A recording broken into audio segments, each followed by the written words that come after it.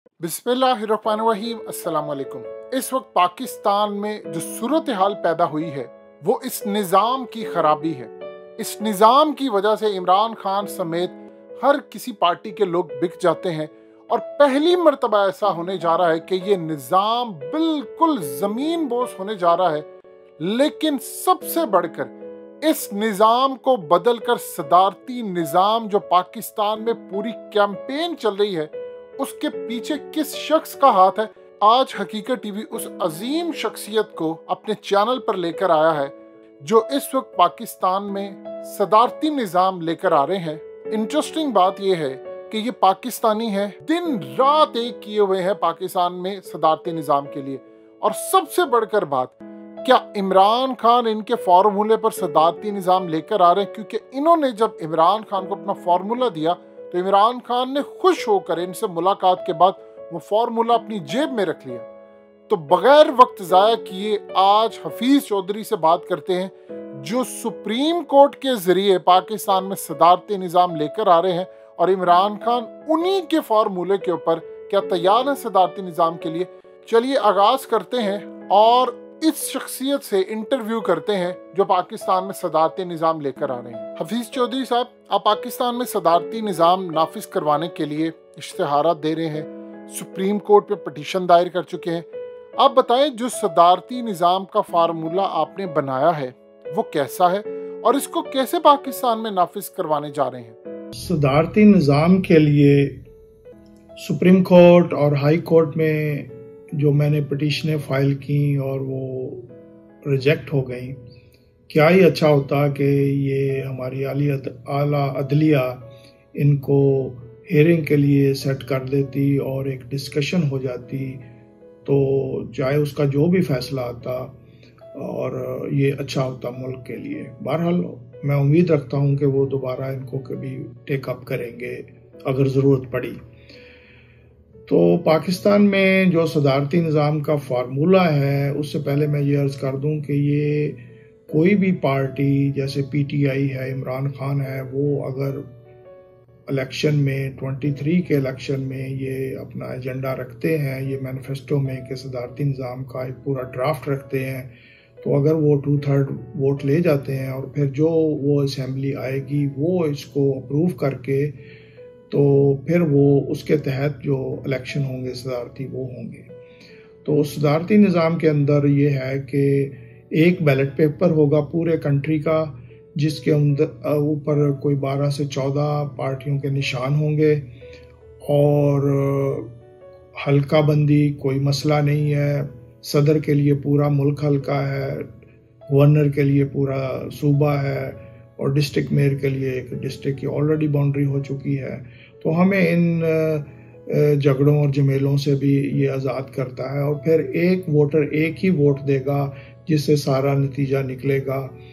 तो इलेक्शन से पहले जो पार्टियां बैलेट पेपर पे ऊपर होंगी वो सारी अपने कुछ वो देंगी, अपना पैनल्स देंगी, जैसे सदर का पैनल होगा, गवर्नर का पैनल होगा और इसी तरह वो डिस्ट्रिक्ट मेयर का पैनल होगा। फिर हर डिस्ट्रिक्ट की वो अपनी तरजीही लिस्टें देंगी, कौमी और सूबाई असम्बली की, और इसी तरह सेनेट की हर 2 डिस्ट्रिक्ट में एक सेनेटर होगा। तो वो लिस्टें पहले फ्राहम कर देंगे और फिर इलेक्शन हो जाएगा। इलेक्शन के दिन जो वो सारा रिजल्ट जो है वो शाम तक सब पता चल जाएगा कि सदर को पूरे मुल्क में 51% लेने होंगे, 50% से ज़्यादा, और 3 सूबों से भी।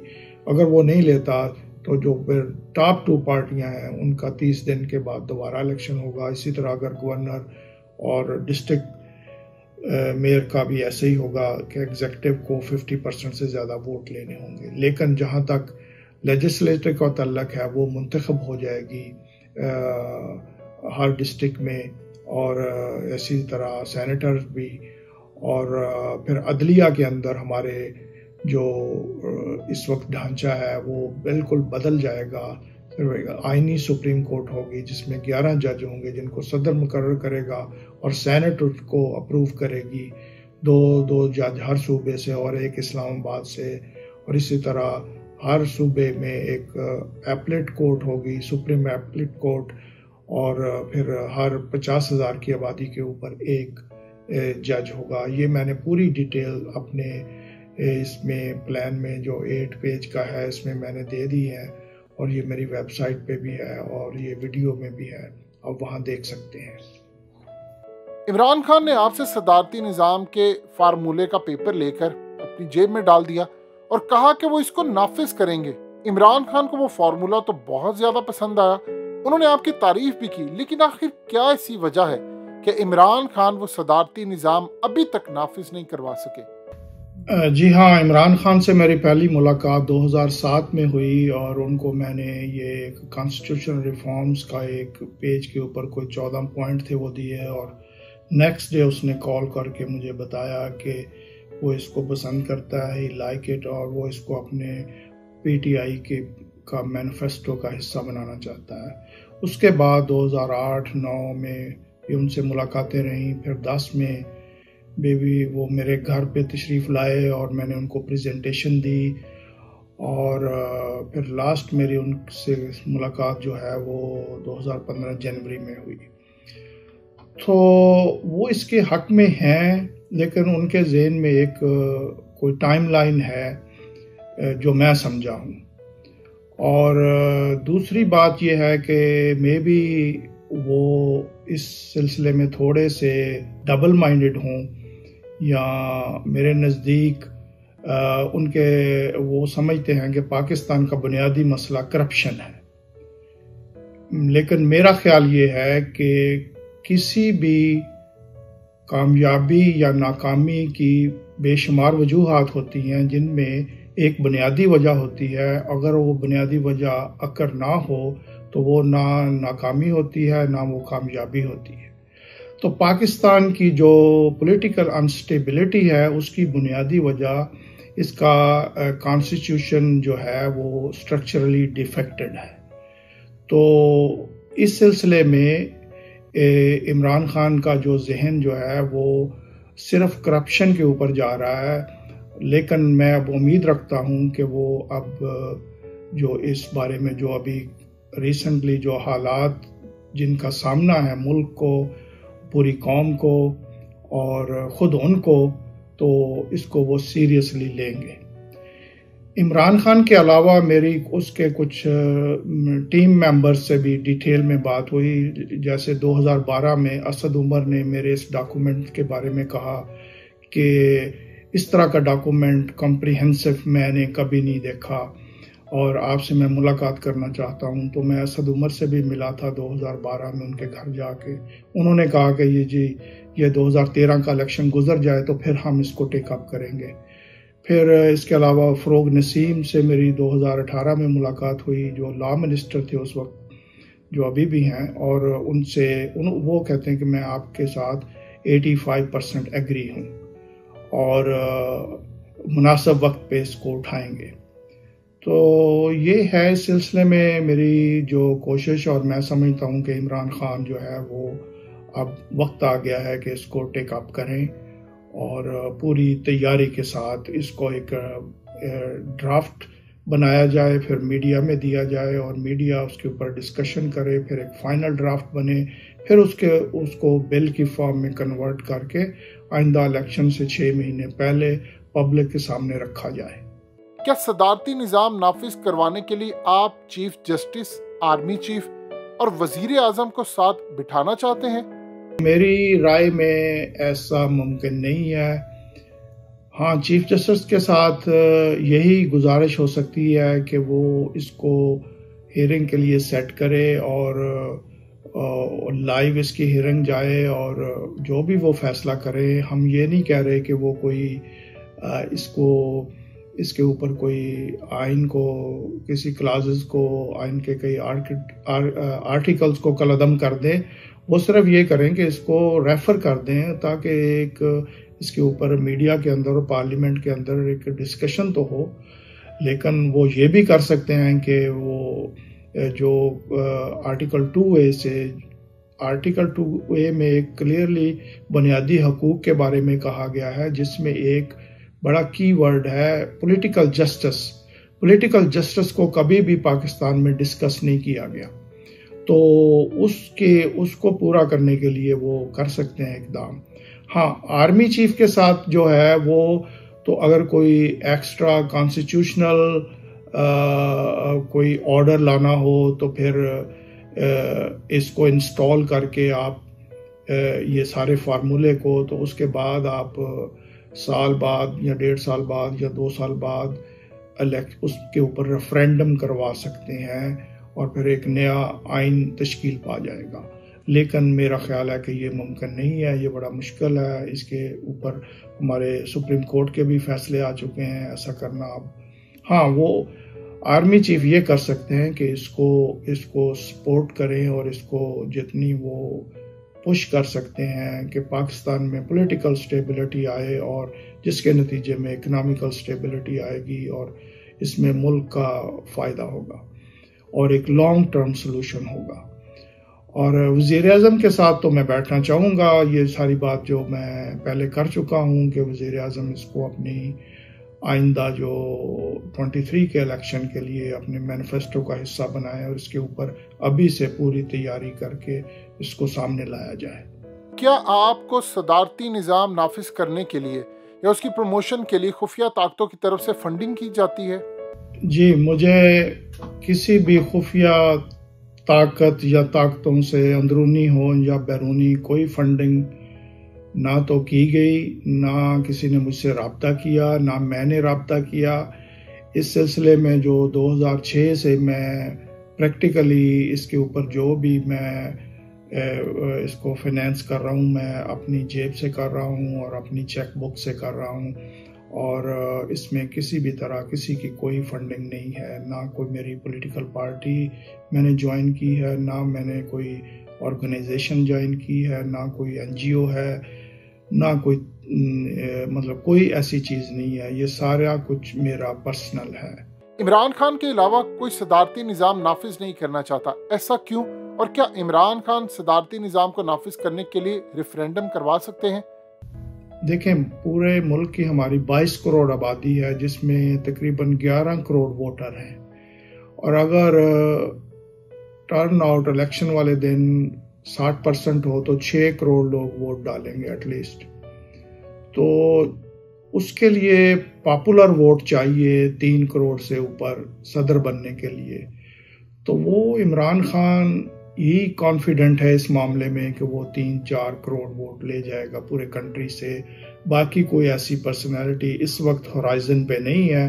لیکن یہ جو نظام صدارتی ہے، اس میں اس کی خوبی یہ ہے کہ یہ جو کیپیبل لوگ ہیں ان کو آگے لے آئے گا، ایگزیکٹو میں بھی اور لیجسلیٹر میں بھی، اور جو ان کی صحیح صلاحیت ہے کسی کی وہ سامنے آ سکتی ہے. اور کوئی ایسی پرسنالٹی جو ایک بڑی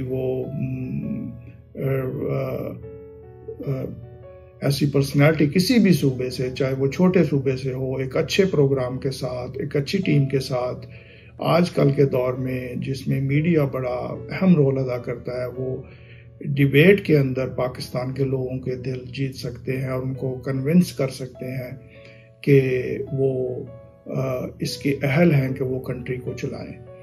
اور یہ ممکن ہے. اس میں چھوٹے صوبوں کا بھی چانسز ہیں کہ وہ بہت چانسز ہیں، بلکہ ان میں ایسے ینگ پولیٹیشین انٹلیکچوئل وہ آگے آ سکتے ہیں کہ وہ پاپولر ووٹ پورے کنٹری کا لے سکیں. تو جہاں تک ریفرینڈم کی بات ہے، ہاں وہ ریفرینڈم کروا سکتے ہیں، اور لیکن اس کے لیے پارلیمنٹ سے اپروول لینی ہوگی. لیکن یہاں میں کلیئر کر دوں کہ ریفرینڈم کرانے سے ان کو ایک کانفیڈنس مل جائے گا کہ یہ اتنے % لوگ اس کے حق میں ہیں. لیکن اس سے صدارتی نظام آ نہیں جائے گا، نہ اس میں کوئی آئین تبدیل ہوگا. ہاں، ان کو ایک کانفیڈنس مل سکتا ہے. اور اس کا دوسرا حل یہ ہے کہ وہ یہ جو میں نے مہم شروع کی ہوئی ہے، جس میں 98% لوگ اس کے حق میں ووٹ ڈال رہے ہیں اس کی ڈرافٹ کے، تو اس کے اوپر وہ آگے جا کے کہہ سکتے ہیں اس کے اوپر بھی لوگوں کو اپیل کر سکتے ہیں کہ وہ ووٹ ڈال دیں. تو ان کو ملینز میں ووٹ آ سکتے ہیں، اور اس سے ان کا کانفیڈنس جو ہے نا وہ اور مضبوط ہو سکتا ہے، اور 23 کے الیکشن میں پھر وہ اس کو اپنے مینیفیسٹو کا حصہ بنا سکتے ہیں۔ کیا آپ پاکستان میں صدارتی نظام نافذ کروانا چاہتے ہیں یا اسلامک صدارتی نظام، اور ان دونوں میں فرق کیا ہے؟ میں سمجھتا ہوں کہ اس میں پاکستان کے کانٹیکٹ میں اس میں کوئی فرق نہیں ہے، کیونکہ ہمارے آئین کا جو بنیادی پارٹ ہے، جو قرارداد مقاصد ہے، اس میں ہر چیز جو ہے وہ اس کے آگے جو بھی آرٹیکل آئیں گے وہ اسلامی ہی ہوں گے، تو لہٰذا اس میں کوئی فرق نہیں ہے کہ اسلامی صدارتی نظام ہو یا صدارتی نظام ہو۔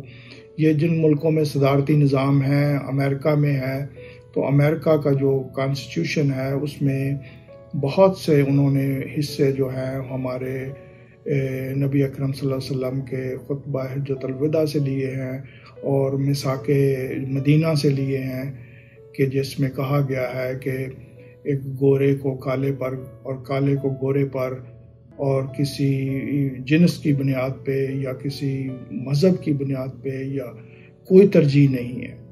تو یہ ساری چیزیں تو مغرب نے لے لی اسلام کی، جیسے اقبال نے کہا تھا کہ عشق کی تیغ جگر اڑا لی کس نے، علم کے ہاتھ میں ہے خالی نیام ساقی۔ تو جو اسلام کا اصل میسج تھا تو وہ تو مغرب نے اڈاپٹ کر لیا کہ اپنے پولیٹیکل اور معاشی سسٹم بہتر کر لیے، اور سوشل سسٹم بھی اس کے نتیجے میں کافی حد تک بہتر ہیں، اور ہمارے ہاتھ میں ایک خالی نیام ہے جس میں تلوار نہیں ہے۔ تو ہمیں اس بحث میں نہیں پڑنا چاہیے کہ جی پاکستان میں ایک اسلامی صدارتی نظام، جو پاکستان کا آئین ہے وہ اس چیز کی گارنٹی دیتا ہے کہ جو بھی جہاں کچھ ہوگا، قانون بنے گا، وہ اسلامی ہی ہوگا اور اسلام کے دائرے میں ہی بنے گا، قرآن و سنت کے دائرے میں۔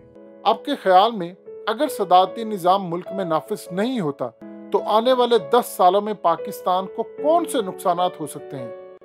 اگر پاکستان میں صدارتی نظام نافذ نہیں ہوتا تو پاکستان پولیٹیکلی سٹیبل نہیں ہوگا، اور اگر پولیٹیکلی سٹیبل نہیں ہوگا تو ہمیں اکنامکلی بھی ہم سٹیبل نہیں ہوں گے اور نہ سوشلی ہوں گے۔ تو اس لیے یہ بہت ضروری ہے کہ پاکستان میں صدارتی نظام ہو۔ اس کی میں آپ کو تھوڑی سی ایک مثال دے دوں کہ جیسے پاکستان کے اندر 5 قومیں ہیں جن کے پاس ریجن ہے، یعنی بلوچ، سندھی، پنجابی، پٹھان اور کشمیری۔ تو یہ لینگویج ڈیفرنٹ ہے، اور ان کو جوڑنا جو ہے ایک بالکل فیئر، جسٹیفائڈ سوشل کانٹریکٹ کے ذریعے جوڑا جا سکتا ہے۔ یہ جو پہلے ایک باتیں ہم سنتے رہے ہیں کہ جی پنجاب بڑا بھائی ہے، باقی چھوٹے بھائی ہیں، دس از آل نان سینس۔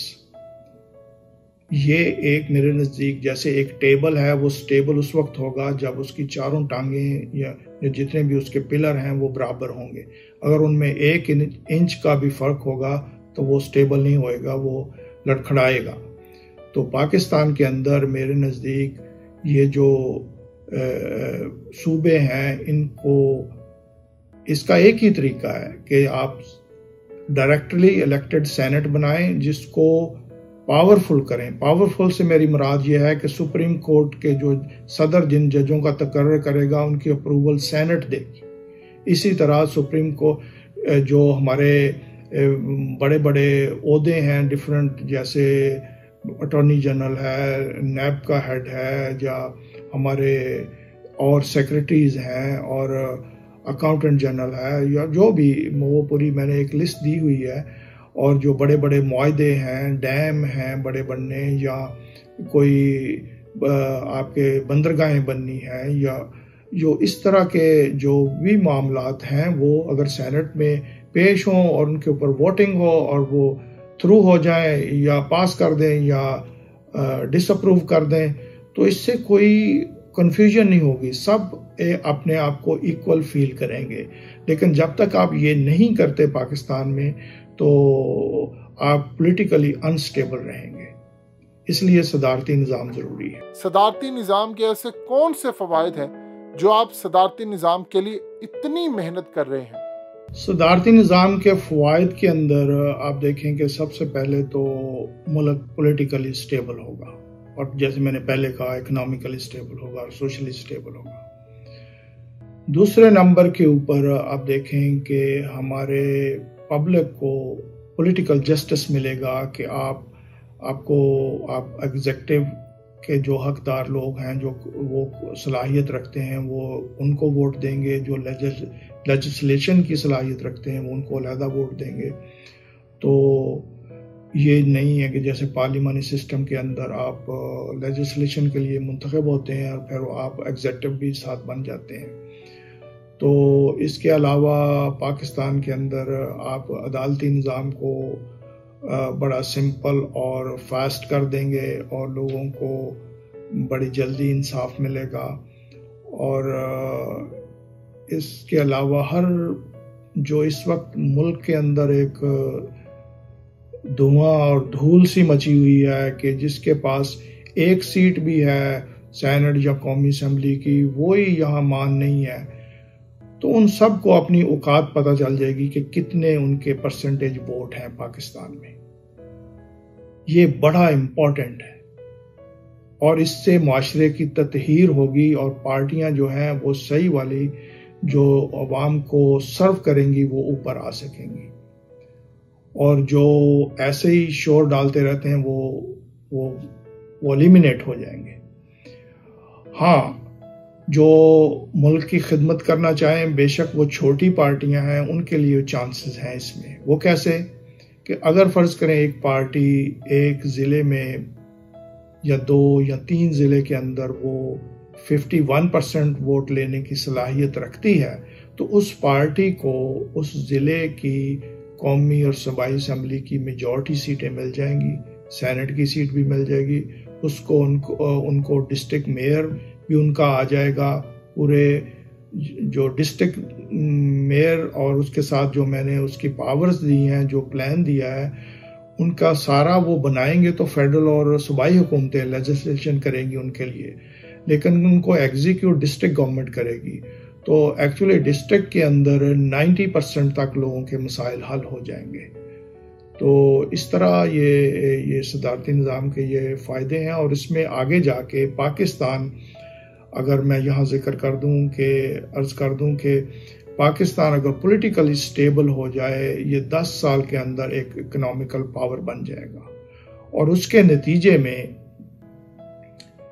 اگر پاکستان اپنے ریجن میں کوئی دفاعی معاہدے کر لیتا ہے، جیسے میں نے ذکر کیا کہ پیٹا، پاکستان، ایران، ترکی اور افغانستان، تو جو ریجن کے اندر جو ویکیوم ہے اس کو یہ پاور فل کر دے گی. کیونکہ پاکستان ایک نیوکلیئر مسل اور ملٹری پاور ہے، تو اس بات کے چانسز ہیں کہ 10 سال تک پاکستان UN کی سیکیورٹی کونسل میں ویٹو پاور کے ساتھ بیٹھ جائے، جس سے یہی مسلمانوں کی کیلیفیٹ ہوگی. تو آج کل کے دور میں اقبال نے جو کہا تھا کہ بر صغیر کے نارتھ ویسٹ میں ایک ایسی اسلامی ریاست، مسلمان اکثریت کے علاقوں کے اوپر ایک ایسی ریاست بنے جو مسلمانوں کی ڈیسٹنی ہوگی، تو میرے نزدیک مسلمانوں کی ڈیسٹنی وہ پاکستان ہے.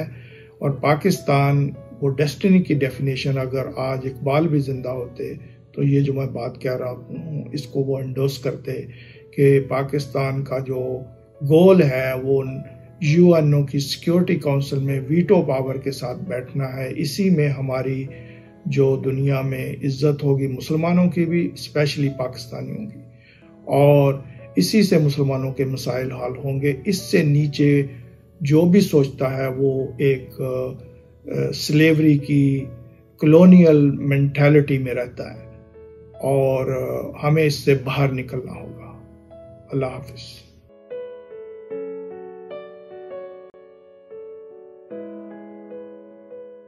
حقیقت ٹی وی کو سبسکرائب کرنا مت بھولیں، ویڈیو کو لائک کریں، شیئر کریں اور کمنٹ سیکشن میں اپنی رائے کا اظہار ضرور کریں۔